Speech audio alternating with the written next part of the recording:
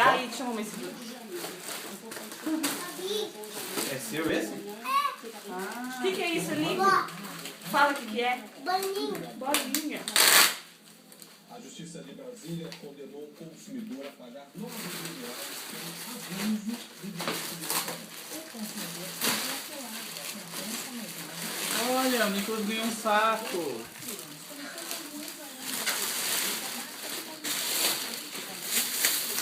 É presente do Nicolas. Presente do Nicolas? O que é isso, Nico? Presente? Não é do tio vovó, não? O tio tá abrindo, o tio Aqui, tá ó. abrindo lá, ó. Quer abrir, tadinho. Vira aqui, ó. Olha a embalagem bonita. Ó, Olha aqui, ó. olha lá. Meu Deus, rasga. Olha! Ó. O lesado fui eu. Agora, quem apareceu como lesado?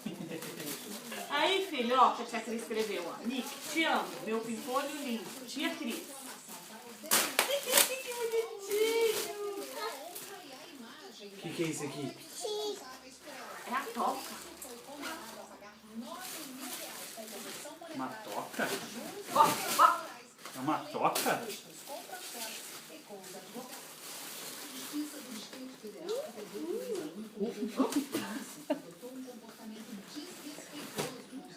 Ó. Ai, que legal. É legal, filho? Aí, agora falta a parte legal dos brinquedos, né? O que é isso aqui? É bolinha. Ó. Ó quanta bolinha.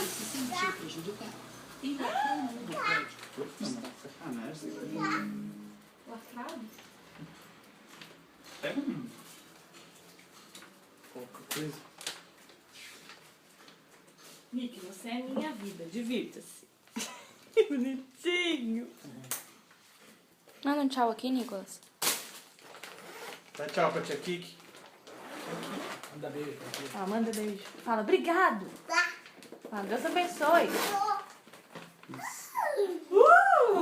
Vamos pôr aqui. É, tem que abrir primeiro, né? Aí, a bolinha. Entra lá, agora. Olha lá. Entra.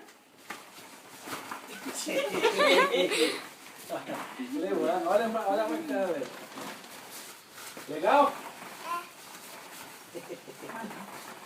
Gostou, filho? Fala pra tia Cris lá, ó, no celular. Fala, é legal, tia Cris. Fala assim pra ela. Nicolas. Nossa, nem lembrou. Não vai lembrar de mais nada agora. Gostou, filho? É joia pra tia Cris. Fala, é legal. A bolinha. Legal. Nick, dá tchau pra tia Kiki lá no celular. Manda um beijo.